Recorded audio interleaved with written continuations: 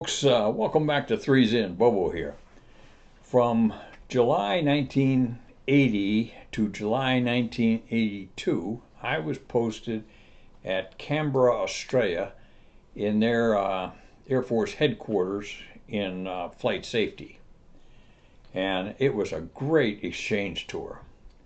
So I think it's probably late 1981, maybe early 1982, somewhere in that area there.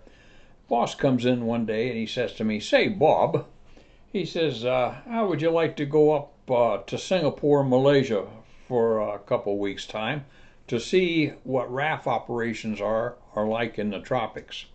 And I said, "Spot on, I'd love it." So he says, "Rightio." He says, "I'll put together the posting orders here straight away and off you'll go." Okay, fine. And they worked it to where my wife at the time could accompany on that. I think it was a 3-week TDY, 2.5, 3 weeks. So it worked out really great. Now, in the Australian Air Force, if you went up to the tropics, you received a $200 clothing allowance. And because I was actually working for the Aussies during that time, I got a $200 clothing allowance. The only caveat was you had to spend it within the 2 weeks or 3 weeks, whatever it was, that you were up there. Not a problem.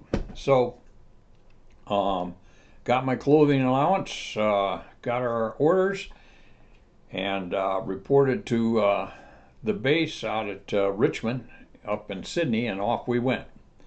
First landed at Penang in Malaysia, and I'll tell you a little bit more about that experience in another video. Right now I've got my mind set on telling you about our experiences in Singapore.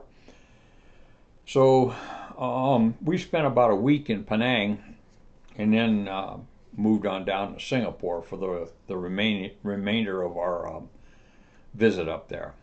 Now when we checked into Singapore, they put us up in the Raffles Hotel. That's an infamous hotel in Singapore. I think it was built by the British long, long ago. And their featured drink were gin and tonics. Okay, I'll have one. Thank you very much. And I'll have another. Now, fighter pilots in the Royal Australian Air Force are referred to as knuckleheads or nucks. That's just what they call them, nucks. So there was a group of 5 nucks, me and my wife, and it might have been a couple others there that had collected ourselves in Raffles one afternoon. And we're sitting there drinking these gin and tonics and just praising the hell out of the Brits for coming up with this idea. It was a great idea, and it was a great gin and tonics too. And after a while, I remember the barkeep or the waiter came up and said, "Do you want another round?" And he says, one of the nucks said, "Well, how much do we owe you now?" And he says, "About 300 bucks." He said, "Well, come back when we owe you 400." So they brought another couple rounds, and we were drinking, and the waiter came up and said, "Okay, you're at 400. We'll come back at 500." So I don't know when they turned the lights out. I think I turned mine out before they turned them out. At any rate, the next day we got up and we went shopping. And I had this figure of $200 for my clothing allowance in the back of my mind. So as I was kind of walking around Singapore, beautiful city, just a great city. I love Singapore. So we're walking around. I stumbled into this Indian tailor shop. And they had some really, really fine wool for suits. And it was a tailor shop that all the Aussies use, so I was in good company there. So anyway, I'm in there, and as so often in the Orient, when you, in Asia, when you go into a shop, they'll offer you a beverage of whatever choice. Well, yes, I'll have a cold beer, and then I'll have another one, thanks, and okay, you get the picture. So I ordered a suit, and it came to $100, let's call it. So I had $100 left over, and I thought, well, hell, I probably could use 2 suits. So I picked out this very, very conservative gray suit with a nice stripe on it. And it kind of reminded me of what you used to see in the old English movies where these gentlemen wore these suits with really nice stripes on them and really a nice cloth and so forth. And this is where I shot myself in the foot. He says, okay, so he went in, took all the measurements and so forth. We got everything laid out and so forth.